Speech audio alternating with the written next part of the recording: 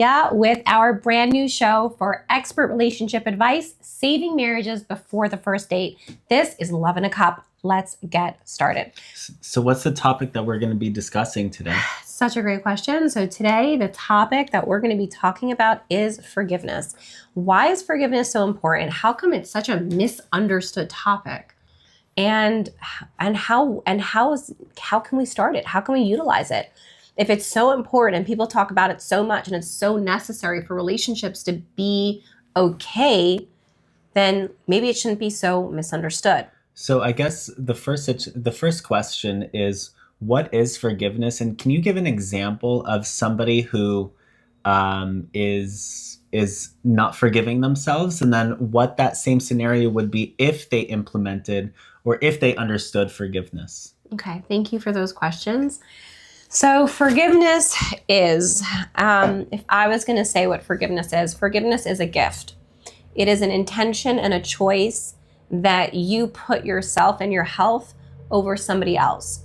So when you think about them and that other person who hurt you, if you don't forgive them, the person that gets hurt and holds on to the pain and whose body gets destroyed from holding on to the pain is you.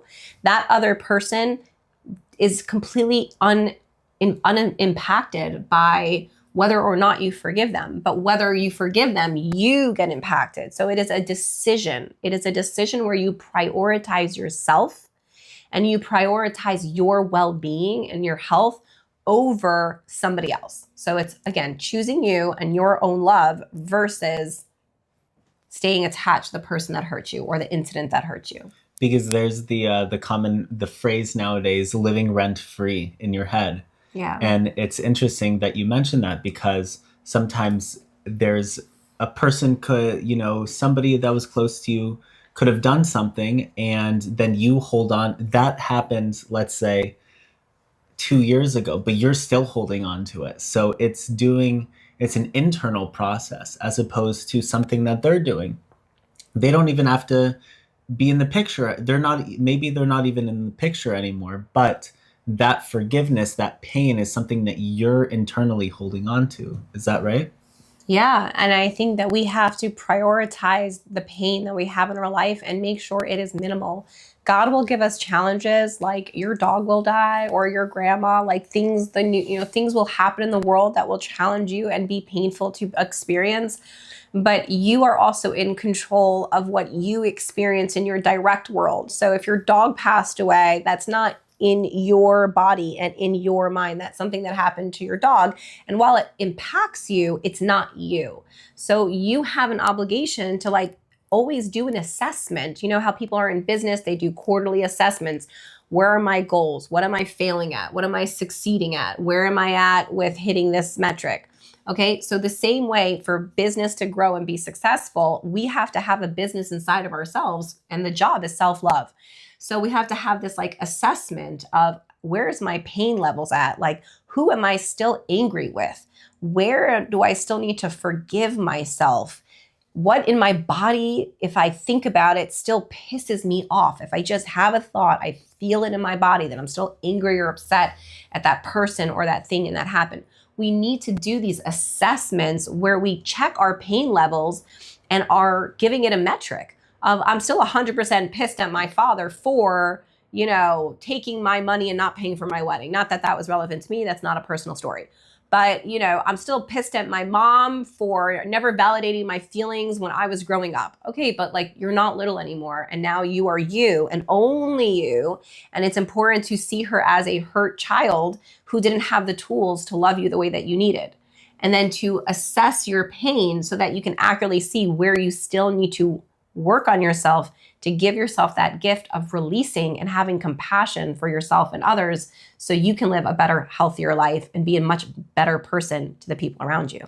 Okay, so can you give an example maybe from personal experience or, something that, is a very real situation, and show the process of the emotions they were feeling at the time and how through self-growth or however that process would be, how they went to releasing the pain and releasing into forgiving? Can you Yes. like walk us through the emotional challenge? Because I think that intellectually it makes total sense to, it's only hurting you and all of that, but it's hard for me. I'm speaking personally when I'm feeling, and to get out of that feeling is I don't even know how to address that feeling. So can you walk us through an example? Yeah, sure. Thank you. So that's a great question. So the feeling comes from a thought in your head that says you're not safe. So when you feel still hurt or still angry with someone, or like you're not forgiving them, there's a part of you that just doesn't feel safe. You don't feel safe in the world because you think someone could just hurt you at any minute and it's scary. And so you feel scared from feeling unsafe, which is a belief that you've told yourself. It's like a thought, I'm not okay because I am not safe and someone can hurt me at any minute. But what happens is when you develop a high level of self-love, which is a high level of quick forgiveness, and understanding that your behaviors are not you, then you're able to apply that outward. So when your parents hurt you, or if your parents hurt you, or if your ex hurt you, or if some person hurt you, you see them not as a bad person, but as a hurt person. It's a very different perspective that you take. A hurt person, you can have compassion for, not think it's okay, not allow it in your life, not accept it as acceptable, but still you can develop compassion for it if you realize that they're hurt. So like when a drunk person falls on the steps and then, steps on your toe because they fell over the step, you're not like, wow, that person is like the worst, evilest person in the world. And how could they do that? And what's wrong with them? You're like, oh, they're drunk. Like they can't think straight. And therefore they lack bodily movement to be in control. So the same thing with other people, even if it's not the alcohol, and sometimes it is, but even if it's not the alcohol, like they're in pain. Like hurt people hurt because they didn't get the love and the needs that they needed to thrive and be an okay person.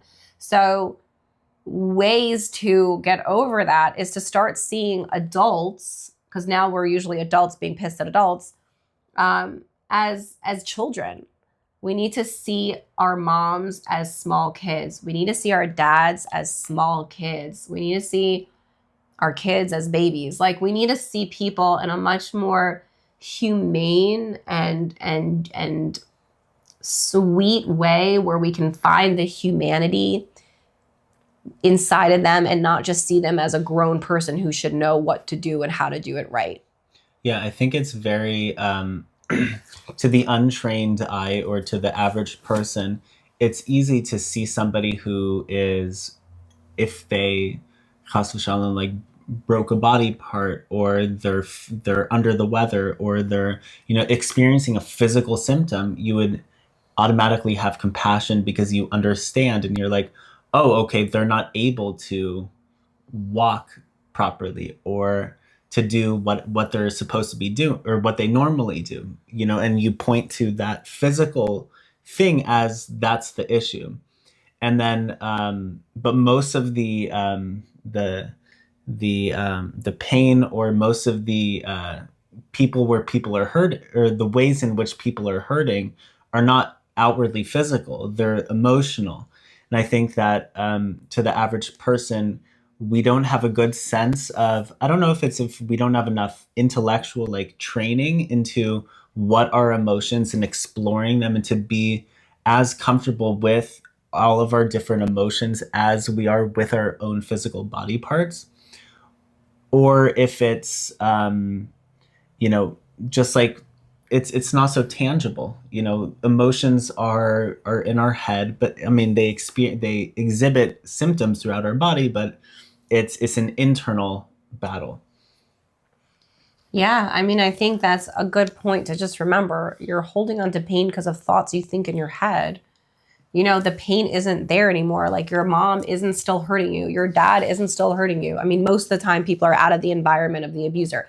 Sometimes people are still in the environment of the person who hurt them. So, but in general, you're not still a child in your mom's house or your dad's house or with your ex or whatever, or your ex-boss or whoever you're thinking about that hurt you, or your friend or the asshole dating coach who betrayed you, or whatever that person was. It's like, they're not in your bedroom. So why are they in your head? Meaning, if you don't realize the power and necessity to control your thoughts, you can just easily live a half-assed or very painful life. Our thoughts are not meant to just go through our head without assessment. They're not meant to go through our head as like, oh, I feel like shit, so I guess I will do shitty things. It's like, oh, I feel like shit, and therefore I'm going to think about my thoughts. What am I thinking that's causing me to feel this way? And then how can I give myself a different narration? So if I'm so angry and that my father did this, then I'm like, okay, so I'm angry at my father. So what am I thinking? That he's bad, that he's wrong, he should have known better. How could he do that? He's so, sick and twisted, or like, or you can think like, he grew up with two Holocaust parents. Like he, probably experienced a lot of trauma as a child that I will never know about and never understand.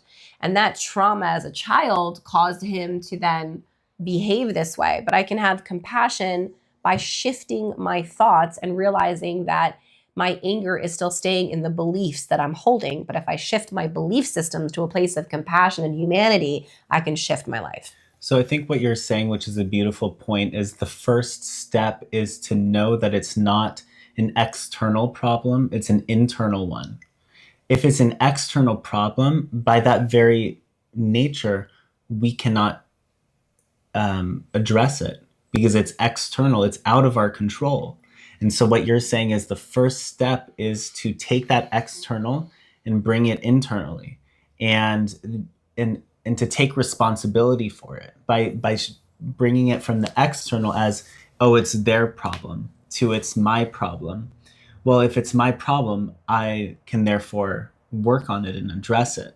And I think that for me, what's that? Oh, sorry. It just happens sometimes. It's automated. That's cool.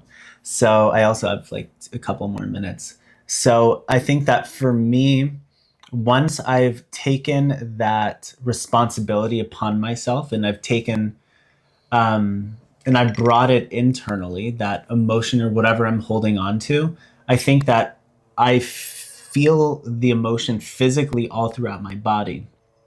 And I think that a very important mantra that I tell myself is that it's okay, this feeling, this emotion is gonna pass.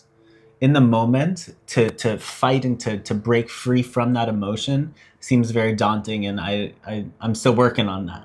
However, what I can tell myself is my higher self says, don't worry, this emotion will pass through your body, and you'll be able to, on the other side, after the emotion has passed, then I can deal with it. And I think just in that moment of like feeling, constricted, to just know that it's going to pass and I'll be able to think more clearly in the future allows me in the present moment to handle myself a little bit better. Yeah, and I think that's a really important statement to make. So thanks for sharing that. Our feelings are not facts. Our emotions are just motions going through us. Our emotions can be changed with motion. So if you're feeling really lethargic and tired and crappy, but you put on sneakers and some headphones with great music, go for a run, you will come back energized, right? So it's not like you were so exhausted you couldn't do anything. No, you were just allowing your exhaustion to become your identity when it was really just an emotion or a feeling that can and probably should be shifted. So what you really want to make sure of is that you don't define your identity by your emotions. You are not a broken or hurt person because you had trauma or sexual abuse or physical abuse or emotional abuse or neglect.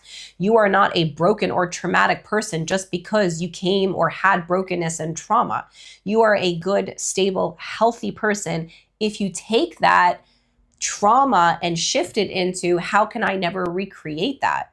So I went through a lot of trauma. Adam went through a lot of trauma. And instead of being traumatized individuals who are now going to hurt our bodies and punish ourselves for the pain that we think the world gave us, and then attract partners who will continue and perpetuate that pain and sort of similar dynamics of neglect and lack of honest and genuine and authentic connection, we took our traumas and we said, how can we never recreate them? And we did this as individuals before we met. We were not trying to fix each other. I was not, oh my gosh, I'm so lonely, I just want a man.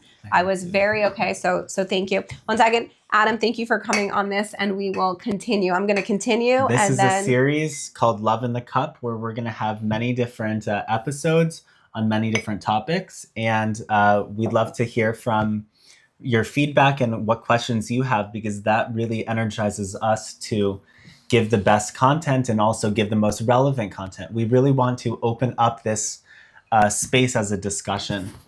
That's great. So thank you guys so much. Thank you, Adam, for being here. Adam has a call, so I'm just going to finish this up. So what I was saying is that you can just make sure that your identity is not tied to the past, and that you are still a good person even if you went through trauma. The best thing you can do to be healthy after you've experienced trauma or loss or anxiety or suicidal ideation or something not good is to just say, how can I never, ever recreate that in my family? If I were to then choose a partner, or a partner were to choose me, and we were then to create a life together and have children together, how can I change all of my belief systems, which dictate and drive my behavior, to never, ever repeat that?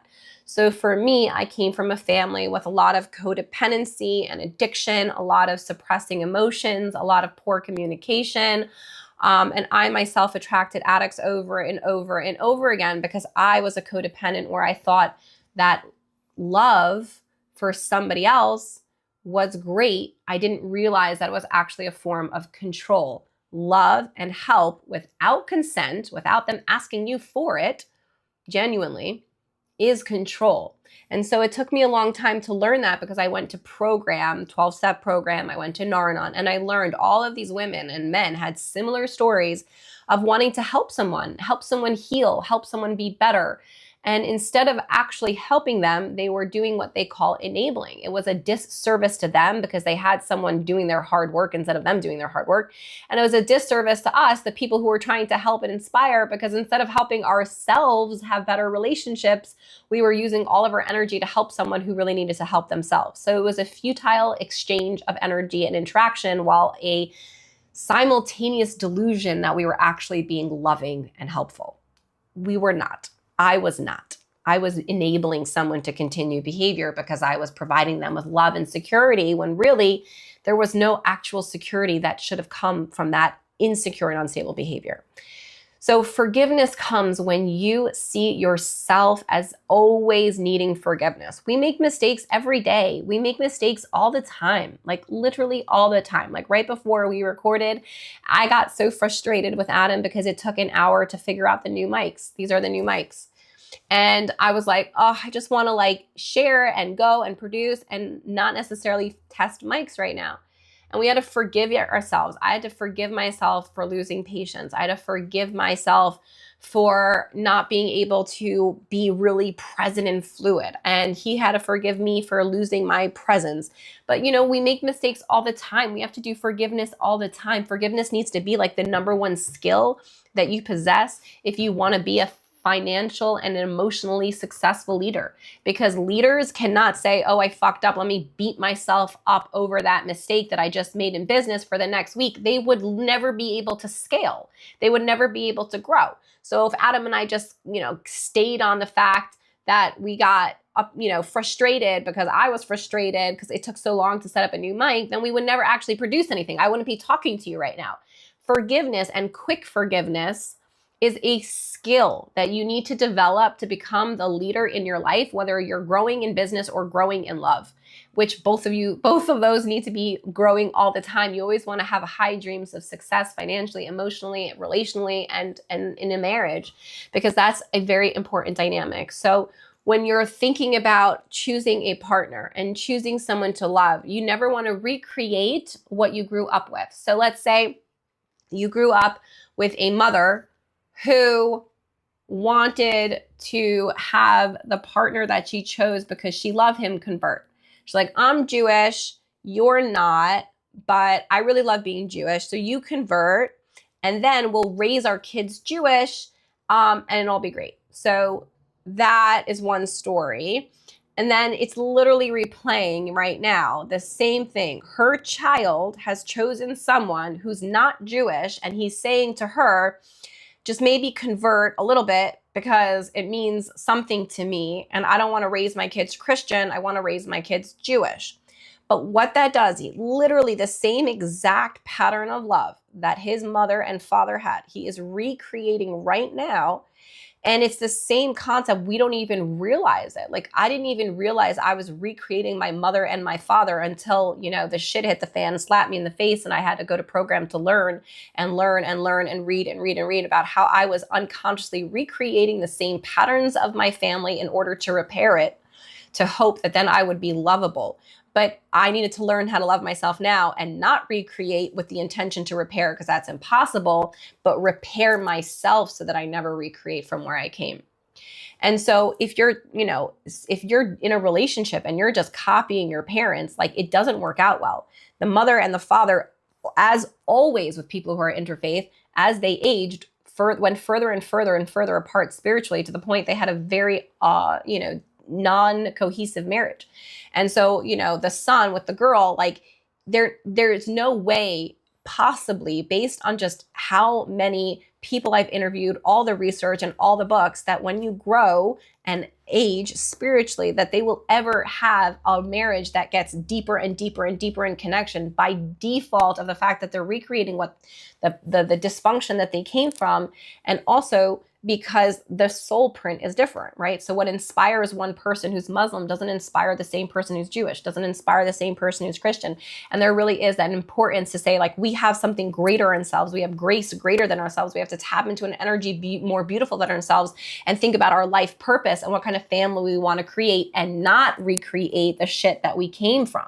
Because if you're in the same situation that you had growing up, then that should scare the shit out of you. And you need to forgive yourself for making those mistakes, and forgive your parents for not knowing how to choose better, or love themselves better, or get the education or the therapy or the help that they needed to not create a home that had dysfunction in it.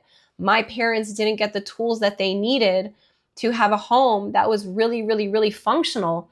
And then they ended up getting divorced. And then I ended up recreating the cycles and patterns until, again, I learned and I healed what sustains a healthy relationship. But if you just listen to your friends who are fucking idiots because they just want you to work out, forgive the person, and get married, and it's all going to be okay, and all you need is love, then you're going to end up like the 90% of people in very poor marriages. But if you want to be the 10% of people who actually have very, very, very successful marriages, you have to look at what's causing the friction in the 90. And you need to learn how to love yourself and forgive yourself for the lies that you told yourself that it's okay when it's not okay. Because it wasn't okay for me to date an addict, no matter how wonderful or sweet he was. I wasn't being honest with myself. It wasn't okay for, me when I dated a non-Jewish person, and I needed to come to terms with that. And I released that love, not because anything was wrong, but because everything wasn't right. And that's a really good, important distinction to make. Sometimes things aren't wrong in a relationship. Sometimes they're really great people and you have a great time and they have great character. And, you do look up to them in certain things that they do, but sometimes that doesn't matter and it's not enough. Love isn't enough if you don't have the sync, if you don't have the ways where you're synced up, where it's sustainable, where they're sober and healthy and there's no like push-pull dynamics, and they're of the same faith and they have the same soul print and they want the same things as you with children and the same values and the same way they want to run the home and the same introvert extrovert. Like, someone wants people in the house all the time, someone hates people house all the time. That's a value of how much you want to give back to the world, or how many people you want in your personal space. It's a value based on who you are and what you can provide for the world.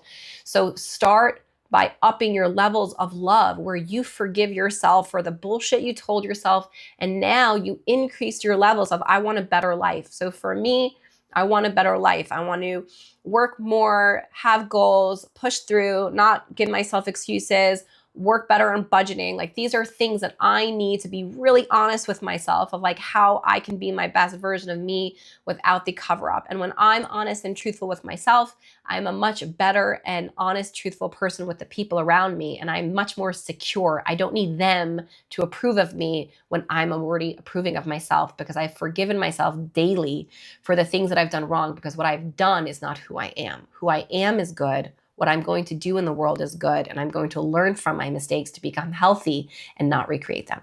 So send me a DM on Love if you're ready for your free PDF. We are dropping like the coolest course on the mistakes and mind shifts of singles that keep them stuck.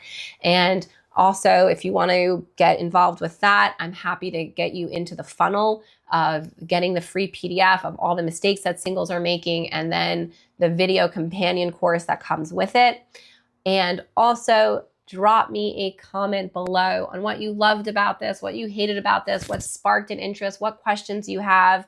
I'm a relationship expert. I've been doing this for over 20 years, studying. I have 2 degrees in a private practice for over 10 years. I've helped hundreds of singles marry their highest potential of love through loving themselves and getting real and honest of what sustains a marriage. Because I don't want you to just get married. I want you to stay married. I want the little kids that come into this world through you to have a very safe, stable home, which is what I've worked on and created with my husband, Adam, who you just saw earlier. So this has been one of the first episodes of the Love in a Cup show, where we talk about love while we drink our cups of tea or coffee or whatever it is. Send me a DM. I love you guys. We love you guys. We're here for you. And